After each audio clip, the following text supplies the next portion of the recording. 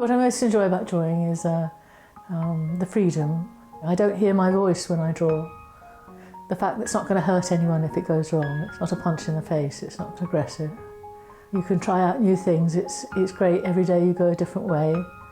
You've been an explorer in a very positive way.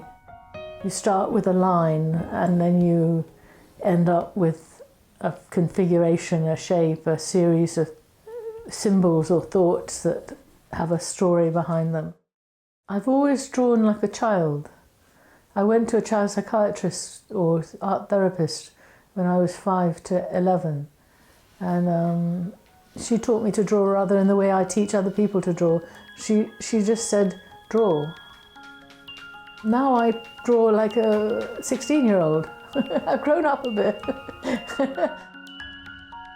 What I enjoy most is the whole journey. The whole journey, because I never know how things are actually going to turn out. It's almost like you've got wood or something or stone and you've carved in your basic shape and then you start hacking away at it. A picture might start off like that and then gradually develop into something a bit more detail.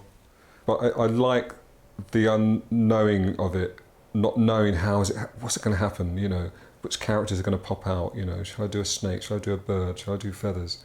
And I don't know, I don't want to think about that, you know. As soon as I start thinking, oh, maybe I should do it like this, and I don't know, it just it's like, it doesn't work so well, you know. I have to time myself, and I have to be very disciplined, otherwise I'll just be up all night. I do find that always when I have an idea, it always alters on the canvas.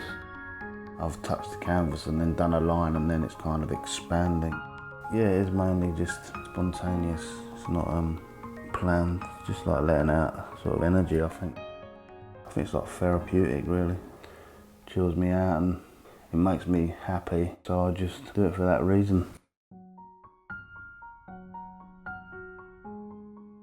I like notebooks, little notebooks. I'm fascinated by them.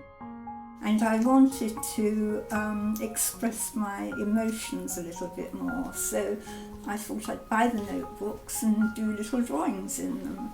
And I tried to do them quicker than I could monitor them. In other words, just do them quickly, and they were entirely intuitive. The idea was to change colour according to my mood, really. They were done so quickly, you know, I wasn't thinking about them, I was just drawing. I hardly took my pen off the page.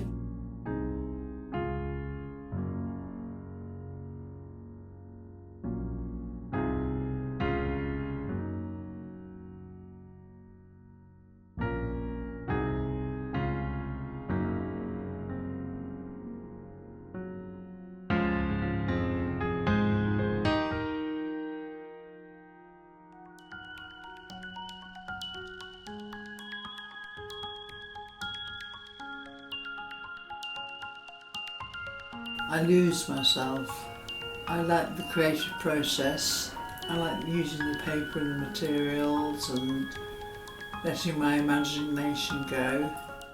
I don't get distracted. I don't stop and stand back and look at it or go out for a cup of tea. I work on the drawing till it's finished. I did the angels just after my mother died, but I've always drawn angels. And I think we associate angels with faces and wings. We don't really know what their bodies are like. We just like drawing them. The thing I enjoy most about drawing is the therapeutic process that it gives me, and it's something I've always done, and it's something that connects me to myself, especially when things aren't going very well or I'm getting stressed out.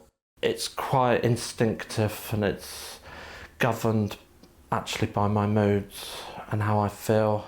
What I consider to be my serious work that describes me as a person, me as an artist, is my black and white work. A lot of fear goes into my black and white work and a lot of anxiety, and it's the work that keeps me well and it's the work that keeps me safe. It's the work that gives me a channel for my anxiety and a channel back into myself when I lose track of where I'm going and who I am. And it's a recollection of my history as an adult survivor. When I do my work, I'm putting my heart, I'm putting everything into the picture. I'm not just doing a commercial thing, I'm not interested in that. Some days I can't do it and I have to just close my eyes to the fact that I'm not doing it, maybe for weeks on end. But I always come back to it, and it's like an old friend. Everybody's got a kind of thing that they do, you know. So I'm just expressing myself in this way rather than any other way. People like doing crosswords or reading a book, you know, I think it's just the same sort of outlet, you know. I just want to share an element of an artist's struggle with life and expression of being part of this world, but not actually feeling very much part of this world. Better that it goes onto paper than into a hospital admission.